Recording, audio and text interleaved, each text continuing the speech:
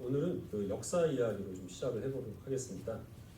군대나 고향 얘기가 아니라 역사 얘기인가 하면 이게 조금 유식해 보이잖아요. 좀그 생소한 인명이나 지명, 연도 이런 거 말씀드리면 사실 여부와는 상관없이 굉장히 신뢰하지 않습니까? 그래서 그 효과를 노린 건데요. 그 예수님께서 승천하신 후에 그리스도인들은 300년 가까운 시간 동안 극심한 박해를 받습니다. 하지만 박해 속에서도 교회는 든든히 서갔고 믿는 주의 백성들의 수는 늘어갔는데요. 그러다가 313년에 콘스탄티누스 황제가 전쟁을 치르기 전날 꿈에서 십자가를 보게 됩니다. 그리고 그 십자가 문양을 방패에 새기고 전쟁터에 나간 결과 절대적인 열세를 극복하고 승리를 거두게 됐습니다. 그래서 그것을 계기로 종교의 자유가 로마 제국에 선포가 됩니다. 그래서 그리스도인들은 그때로부터 박해에서 벗어날 수 있게 됐습니다.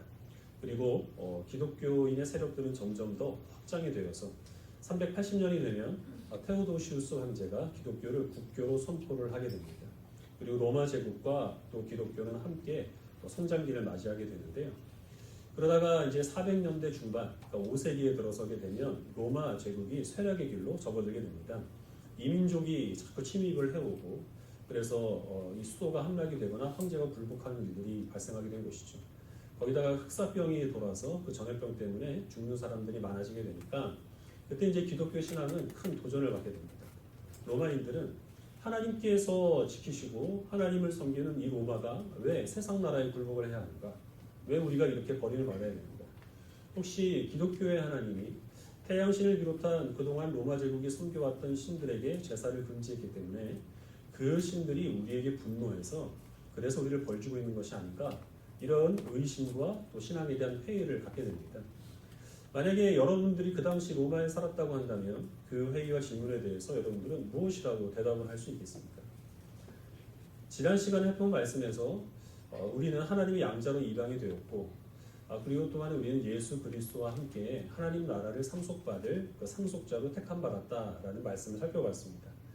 그러나 우리는 그리스도와 함께한 상속자이기 때문에 아들로서의 영광을 누리기 위해서는 예수님께서 당당하신 그 십자가의 고난도 우리가 함께 받아야 한다고 바울은 로마서 8장에서 말씀을 했죠.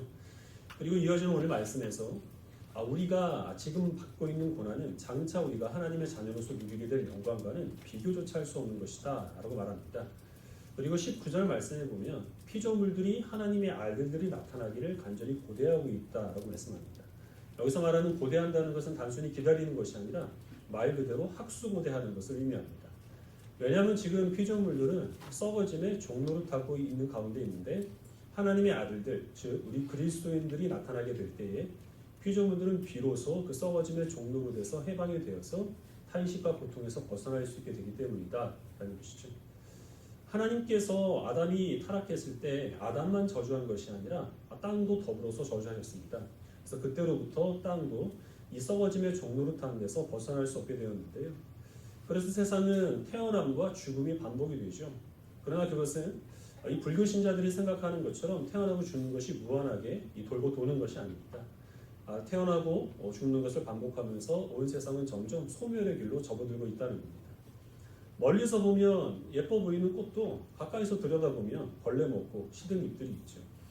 보기만 해도 마음이 평안해지는 초원이나 아니면 푸른 바다도 사실은 약육강식, 먹이사슬, 또 적재생존 그런 원리들이 지배를 해서 끊임없이 살아남기 위해서는 무엇인가를 희생양으로 삼아야 하는 것이고 그러면서 온 세상은 점점 더 시대와 지역에 조금 차이는 있지만 소멸의 길, 죽음의 길로 접어들고 있다는 것입니다.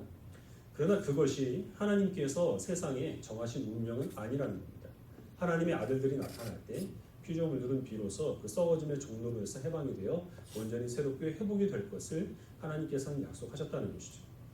그리고 그렇기 때문에 이 하나님의 아들들이 나타나기를 기다리는 것은 피조물뿐만이 아니라 우리 그리스도인들 역시 마찬가지라는 겁니다. 그래서 23절 말씀에 보면 성령의 처음 익은 열매를 받은 우리들도 탄식과 고통 가운데 있으면서 우리가 양자됨과 그리고 또한 속량함이 또한 속히 이루어지기를 간절히 바란다. 그것을 소망해야 한다. 이렇게 말씀하고 있습니다. 성령의 처음 익은 열매라고 하는 것은 양자의 영이신 성령께서 우리가 하나님의 아들됨을 보증한다는 것입니다. 아직 보증금은 지불했지만 완전히 우리의 소유는 된 것이 아니라는 말이죠. 지난주에 말씀드린 것처럼 우리는 하나님의 양자로 입양이 되었습니다.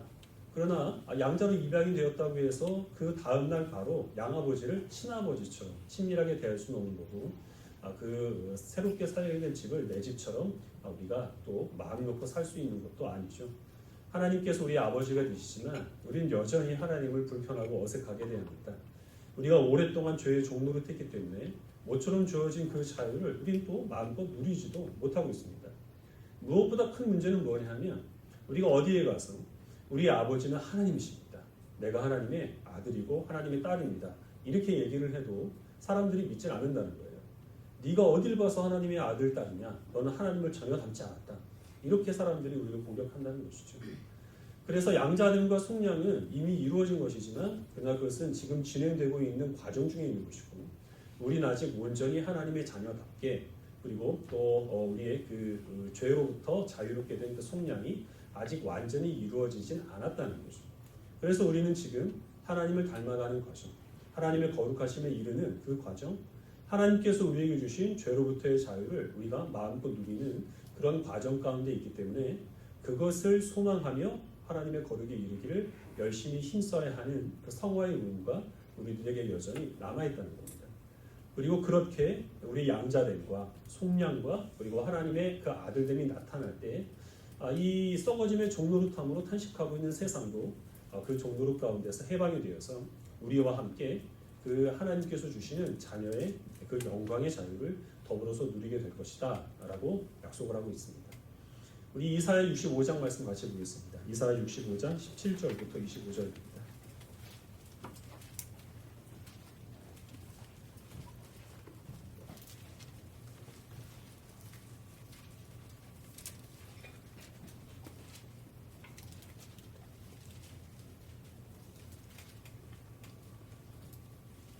이사야 65장 17절을 제가 먼저 읽고 25절까지 한 절씩 보도록 하겠습니다. 구약성경 1046페이지에 있습니다.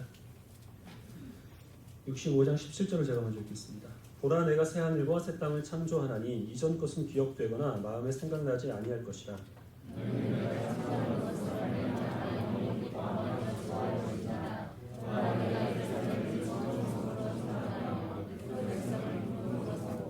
내가 예루살렘을 즐거워하며 나의 백성을 기뻐하리니 우는 소리와 부르짖는 소리가 그 가운데에서 다시는 들리지 아니할 것이며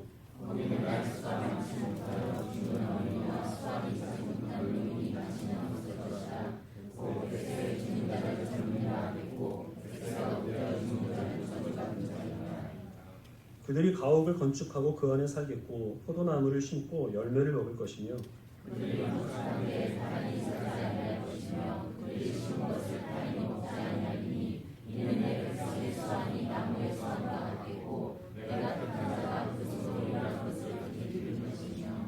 그들의 수고가 헛되지 않겠고 그들이 생산한 것이 재난을 당하지 아니하리니 그들은 여호와의 복된 자손이요 그들의 후손도 그들과 같을 것이니라.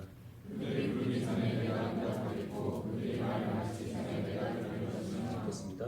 이리와 어린 양이 함께 먹을 것이며 사자가 소처럼 짚을 먹을 것이며 뱀은 흙을 양식으로 삼을 것이니 나의 성산에서는 해함도 없겠고 상함도 없으리라. 여호와께서 말씀하시니라. 하나님께서 이사야 선지자를 통하여 하나님이 새롭게 창조하실 새 하늘과 새 땅에 대한 약속의 말씀을 주셨습니다. 새 예루살렘이라고도 불리는 이 새로운 나라에서 이루어질 일을 이제 크게 5가지로 정리를 하면요. 첫 번째로는 이 나라에서는 하나님께서 그 백성을 기쁨으로 삼아주시고 하나님의 기쁨을 허락해 주시기 때문에 울음소리와 부르짖는 소리, 어떤 비명소리도 들리질 않습니다. 모든 백성들이 그 안에서 하나님이 주신 희락과 기쁨과 평안을 충만하게 누리게 될 나라가 될 겁니다. 두 번째로는 그 나라에는 장수의 복이 있습니다. 어려서 죽는 사람이 없고 백사가 되어서 죽는 사람은 왜 그렇게 요절을 했대? 라고 이렇게 안타깝게 여기는 그런 일들이 일어나게 된다는 것이죠. 무병장수의 복이 그 나라를 충만하게 채웁니다. 세 번째로 임할 복은 지금 우리가 살아가고 있는 세상에는 여러 가지 이유로 인하여서 우리가 수고한 결실들을 제대로 누리지 못하는 경우가 많습니다. 자연재해나 전쟁이나 어떤 부당한 세상의 제도들, 부조리함, 폭압, 폭정 그런 것들로 인해서 자기가 지은 집에서 살지 못하고 자기의 소출을 빼앗기는 경우가 있지만 그러나 이 나라에서는 그런 일이 없습니다. 모든 사람들이 다 자기가 지은 집에서 살고 자기가 또 수고한 그 결실들을 풍족하게 누리는 나라가 될 겁니다. 네 번째로는 하나님과 친밀한 교제가 이루어집니다. 하나님께서는 그 성의 백성들이 하나님을 찾기도 전에 먼저 그 백성에게 말씀을 하시고 그 백성들이 하나님께 드리는 모든 기도를 하나님께서 들으시고 있는 그대로 응답하여 주실 것을 약속을 하십니다. 네 번째로는 지금 우리가 살고 있는 이 세상에는 끊임없이 누군가를 피해를 주거나 피해를 입는 일들이 일어날 수밖에 없습니다. 그래야만 원하는 것을 얻을 수 있고 살아남을 수 있기 때문이죠. 하지만 이 나라는 이리와 양떼가 함께 모여서 회식을 합니다. 소가 고기를 잡아먹는 것이 아니라 풀을 뜯어먹습니다. 그래서 소 풀 뜯어먹는 소리를 여기서 하게 되는 것이죠. 그러한 평화가 충만한 곳이 하나님께서 새롭게 창조할 새하늘과 새 땅에서 이루어질 일이라고 약속을 하십니다. 그러면 지금 여기 이사야 65장에서 말씀하고 있는 이 나라가 지금까지 어떤 지역이나 어떤 나라나 아니면 어떤 교회에서 이미 이루어진 적이 있는 나라일까요? 그렇지 않으면 아직 인류의 역사 가운데서 그 누구도 목격하지 못한 아직 이루어지지 않은 나라겠습니다. 이 새하늘과 새 땅에 대한 약속은 요한계시록에도 계속 이어지고 있는데 요한계시록의 새하늘과 새 땅은 하나님께서 장차 이루실 일로 우리들에게 계시해 주신 일입니다. 아직 이런 나라는 일어난 적이 없다는 겁니다. 그러면 이 땅이 언젠가는 이루어지게 될 텐데 지상에 존재하는 어떤 나라가 역사가 거듭되면서 서서히 이런 면모를 갖추어 나가겠습니까? 그렇지 않으면 지상에 있는 나라와는 전혀 다른 새로운 세상을 하나님께서 새롭게 창조를 하시겠습니까? 의학이 발달하고 과학이 발달하고 사람들의 도덕성이 점점 고양이 되고 인류가 문명화되면 그러면 어떤 사람들도 울음소리와 비명소리가 들리지 않는 평화로운 그런 세상이 되거나 어려서 죽는 사람이 없고 모든 사람이 다 무병장수할 수 있도록 그렇게 의학의 힘을 우리가 그 유익을 받을 수 있는 그런 세상이 되거나 아니면 자연재해도 완전히 제압이 되어서 또 전쟁이라든지 어떤 폭압이나 부조리한 그런 제도 때문에 자기의 소유를 빼앗기는 일들이 없는 모든 사람들이 수고한 대로 먹고 살 수 있는 그런 세상이 되거나 모든 사람들이 다 하나님과 이런 친밀한 교제를 나누는 그런 곳이 되거나 상함과 해함이 없이 평화를 누리는 그런 땅이 언젠가는 이 세상 가운데서 자연스럽게 이루어지기를 우리가 소망해야 할까요? 아니면 하나님께서 호련히 어느 날 갑자기 이 새하늘과 새 땅을 이 땅 가운데 허락하여 주시기를 우리가 기다려야 되겠습니다. 하나님께서 이 새하늘과 새 땅은 새롭게 창조하신다라고 말씀하셨습니다. 지금 존재하고 있는 이 세상은 점점 더 소멸과 죽음의 길을 걸을 수밖에 없기 때문에 언젠가는 없어지게 되겠지만 그러나 이 세상을 대신하여서 하나님께서는 이 세상과는 전혀 다른 이 이사야 말씀과 그리고 계시록에서 말씀하고 있는 새하늘과 새 땅 하나님께서 평화와 공의로 다스리는 그 나라를 언젠가는 새롭게 창조하실 것이고 우리는 그 나라에서 하나님의 자녀의 주의 백성으로서의 영광을 누리게 될 것을 주님께서 우리들에게 보장하여 주신 겁니다. 그럼 우리는 그때가 되기를 간절히 기다려야 하는데 그런 때가 되면 우리가 하나님의 백성답게 거룩하게 변화되는 것이 아니라 하나님의 아들들이 나타날 때 우리가 험한 이 세상을 살아가면서도 주님의 백성답게 거룩하게 변화되기를 힘쓰며 살아갈 때 그럴 때 우리들은 그런 세상을 부끄러움 없이 맞이할 수 있게 되는 것이기 때문에 그리고 그때에 비로소 이 썩어감에 이 신음하고 있는 그런 이 종노릇하고 있는 피조물들이 해방될 것을 우리가 바라는 마음으로 우리가 하나님 자녀다운 거룩함을 추구해야 한다는 것이죠. 5세기에 살았던 로마인들은 자기네 나라가 하나님의 나라인 줄 알았습니다. 우리가 세상에서 가장 강력한 힘을 가지고 있고 또 우리는 유일하신 하나님을 섬기고 있기 때문에 이 로마 제국은 곧 이 지상에 실현된 하나님의 왕국이다. 이런 믿음을 갖고 있었던 겁니다. 그러니까 그 나라가 세력의 길로 접어드는 것을 그들은 이해할 수가 없었던 거예요. 그런 상황에서 지금 그 서구 사회를 이 사상적으로 구원했다라는 평가를 받은 한 인물이 등장하게 되는데요. 북아프리카의 히포라는 지역의 주교였던 어거스틴이 바로 그 사람입니다. 어거스틴이 그때 책을 썼는데 그 책의 제목은 하나님의 도성입니다. 하나님의 도성에서 어거스틴이 주장하는 것은 이 세상에는 두 가지 왕국이 있다는 거예요. 한 가지 왕국은 사람이 만들고 물질로 이루어져 있으며 사람이 자기를 자랑하는 인간의 도성이고 또 하나는 하나님께서 이루시고 하나님을 향하여 나아가는 그리고 눈으로 보이게 존재하는 것이 아니라 그 사람의 심령에 존재하는 영적인 하나님의 도성이 별도로 존재한다라고 그렇게 주장을 합니다. 인간의 나라는 아무리 많은 부귀영화와 강력한 힘을 자랑한다고 해도 그러나 물질로 되어 있기 때문에 언젠가는 소멸되겠지만 그러나 영으로 이루어진 그 하나님의 왕국은 결코 쇠하지 않고 영원하리라 라는 것이죠. 그 하나님의 나라에는 승리가 아니라 진리가 있고 높은 자리가 아니라 거룩함이 존재한다라고 그렇게 주장을 했습니다. 그리고 우리가 지금 살고 있는 로마라는 나라는 하나님의 도성이 아니라 인간의 도성이라는 겁니다. 그리고 이 로마는 언젠가는 소멸되고 말 것이지만 하나님 나라는 영원하기 때문에 그리스도인들은 자신들이 로마인이라는 자부심을 가지고 살 것이 아니라 하나님의 백성이라는 자긍심을 가지고 고난과 환난 가운데서도 소망을 잃지 말라고 독려하게 되는 것이죠. 오늘날 우리 그리스도인들을 보면 특히 우리나라의 그리스도인들은 그 1500년 전에 로마인들이 빠졌던 착각과 동일한 오해를 하고 있는 것 같습니다. 우리나라는 60년대부터 90년대에 이르기까지 교회가 동방의 예루살렘이라는 별명을 얻을 정도로 급속도로 유래를 찾아볼 수 없게 큰 부흥기를 맞이하게 됩니다. 그리고 그 시기와 맞물려서 경제적으로도 큰 호황기를 누리게 되죠. 많은 그리스도인들은 우리가 하나님을 잘 섬겼기 때문에 하나님께서 이 나라를 동방의 예루살렘으로 삼아주신 것이고 하나님께서 물질적인 축복을 허락해 주신 것이다. 우리가 계속해서 하나님을 신실하게 섬기면 하나님이 영원토록 우리나라를 복주실 것이다. 이런 믿음을 가지고 있었습니다. 그런데 근래에 들어와서 어떤 일이 일어나게 됐나요? 교회도 하락세에 접어들게 되었고 경제적으로도 예전의 호황기를 기대하기는 좀 어려운 환경이 됐습니다. 이런 상황이 되니까 많은 사람들이 갖고 있는 마음은 하나님의 나라가 어찌하여 이렇게 쇠락되게 되었는가? 우리가 그 하나님 나라를 회복하기 위하여서 이 나라를 부강한 나라로 만들어야 되겠다. 그러기에 많은 조치를 취해야 되겠다. 이런 생각을 갖게 된 것이죠. 목회자라는 직분을 가지고 교회라는 이름 아니면 어떤 종교단체에 대한 그 종교단체의 이름을 가지고 적극적으로 정치 활동을 하는 사람들 가운데서 이 오해에 빠져 있는 사람들이 많습니다. 이스라엘이라는 나라, 로마라는 나라, 미국이라는 나라, 대한민국이라는 나라를 하나님의 나라와 동일시하는 것입니다. 그러다 보니까 그 하나님의 나라가 회복되는 것을 대한민국이 회복되는 것으로 잘못 오해를 하는 것이죠.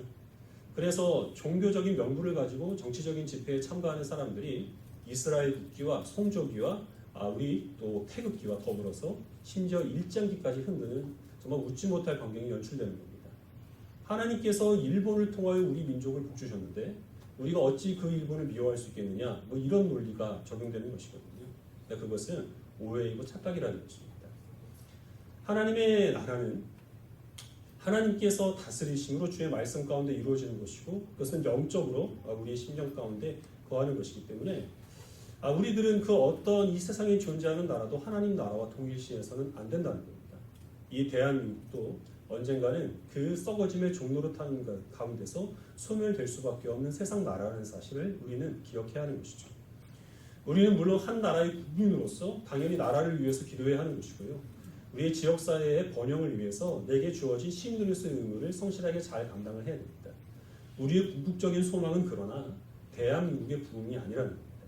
하나님 나라가 새하늘과 새 땅이 이 땅 가운데 임하는 것이고 그때가 되었을 때 우리는 부끄러움 없이 예수 그리스도를 영접할 수 있도록 하나님을 닮은 거룩함을 추구하는 것, 우리가 하나님의 자녀로서 나타나게 될 때 그때에 이 썩어감의 종로로 타고 있는 모든 세상 만물도 새롭게 변화될 것을 기대하는 마음으로 상황이 바뀌어서 내가 달라지는 것이 아니라 내가 달라짐으로 하나님께서 세상을 변화시켜 주실 것을 간절히 소망해야 하는 것이 우리가 꿈꿔야 될 궁극적인 미래라는 사실을 기억하시기 바랍니다. 성경을 한 구절로 보겠습니다. 히브리서 10장 32절부터 39절입니다.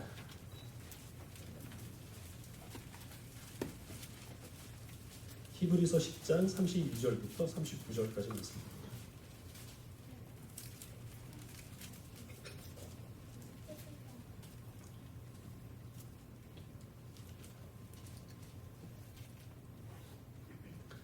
(10장 32절을 제가 먼저 읽겠습니다. 전날에 너희가 빛을 받은 후에 고난의 큰 싸움을 견디어낸 것을 생각하라.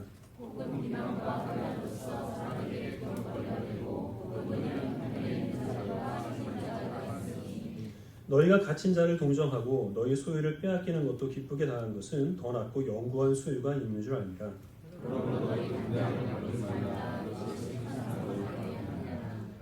너희에게 인내가 필요함은 너희가 하나님의 뜻을 따라 행한 후에 약속하신 것을 받기 위함이라.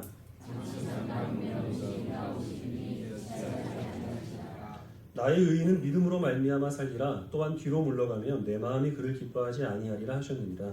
우리는 뒤로 물러가 멸망할 자가 아니요 오직 영혼을 구원하는 이는 믿음을 가진 자니라. 히브리서는 유대인 그리스도인들을 대상으로 해서 기록된 성경이죠.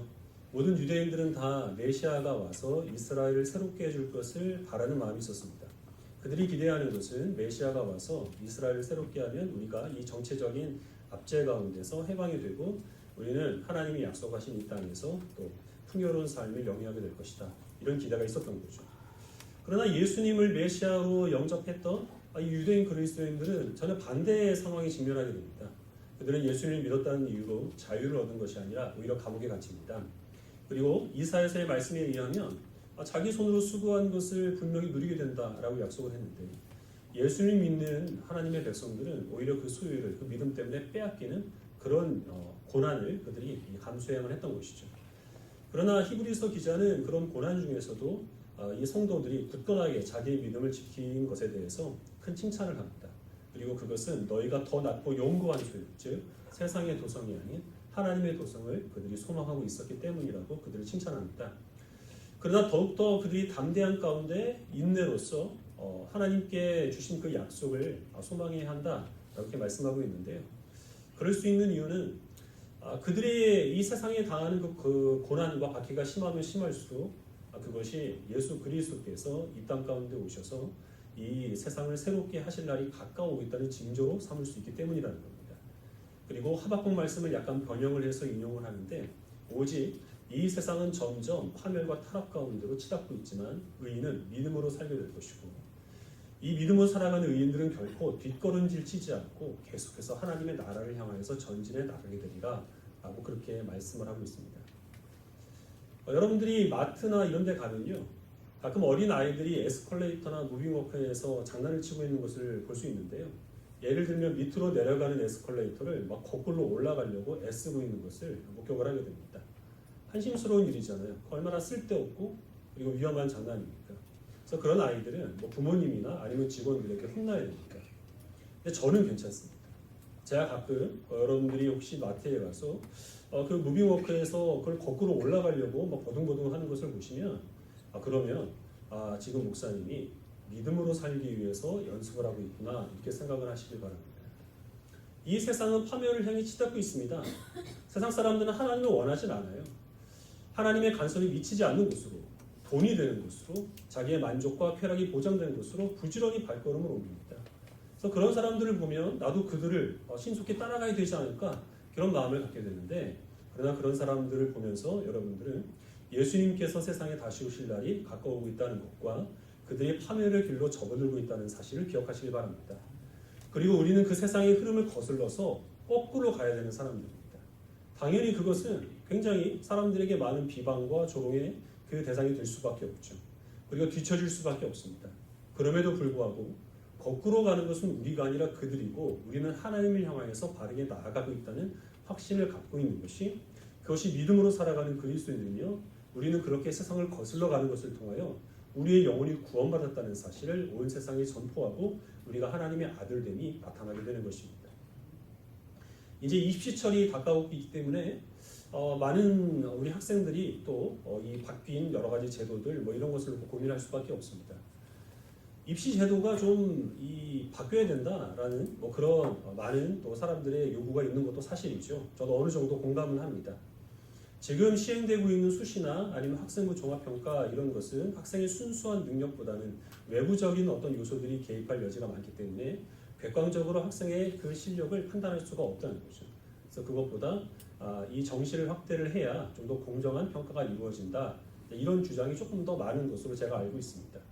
제가 교육 전문가는 아니지만 또 그분들의 주장에 어느 정도 동감은 하지만 한 가지 우리가 생각해야 될 것이 있는데요. 왜 학력고사에서 수능으로 바뀌었고 왜 수능에서 수시라는 제도가 도입되었는지 그 근본적인 이유에 대해서 우리는 생각할 필요가 있습니다. 그렇게 된 이유는 이 시험 성적만으로 학생들을 대학에 보냈을 때 소위 말하는 명문대에 진학하는 학생들이 인기 있는 학군들, 예를 들면 강남 8학군에 있는 그런 지역에 있는 학생들에게 집중되는 경향이 있었던 거거든요.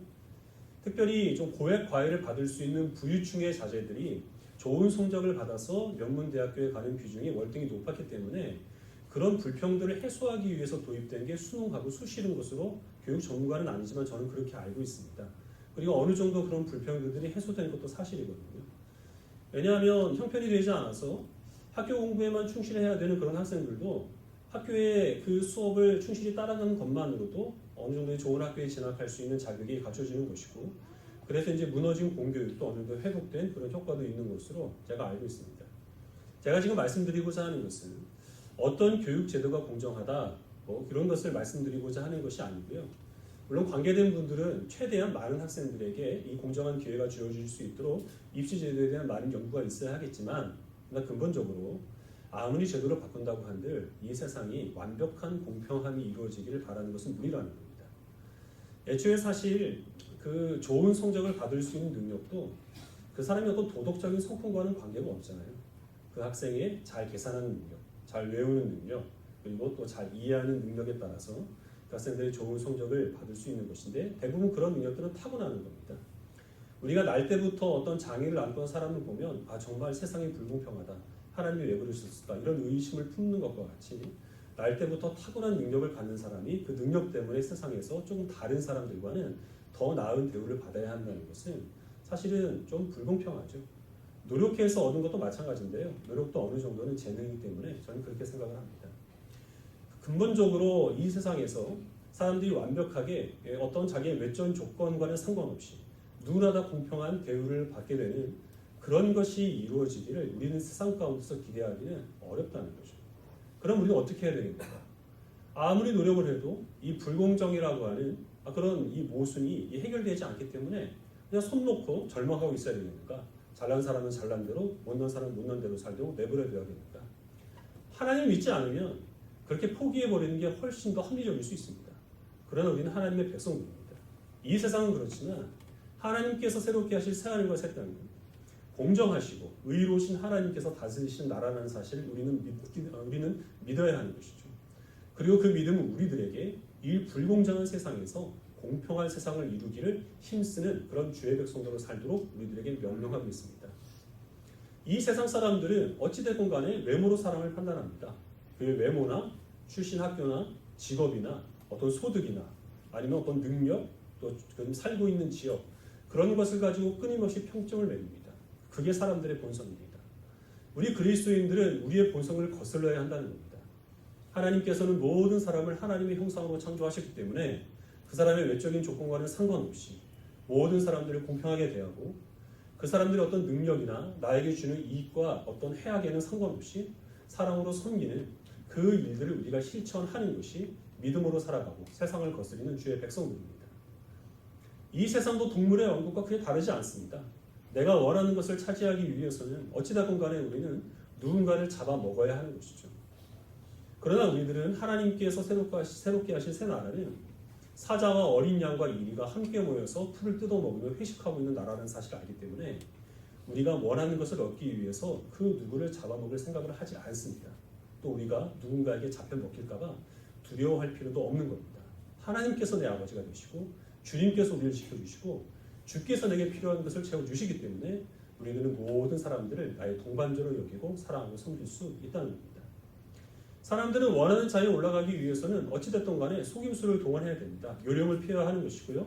다른 사람들을 증오하고 미워하지 않으면 도무지 원하는 자리에 오를 수 없습니다. 어차피 이 세상은 경쟁이기 때문에 그렇죠.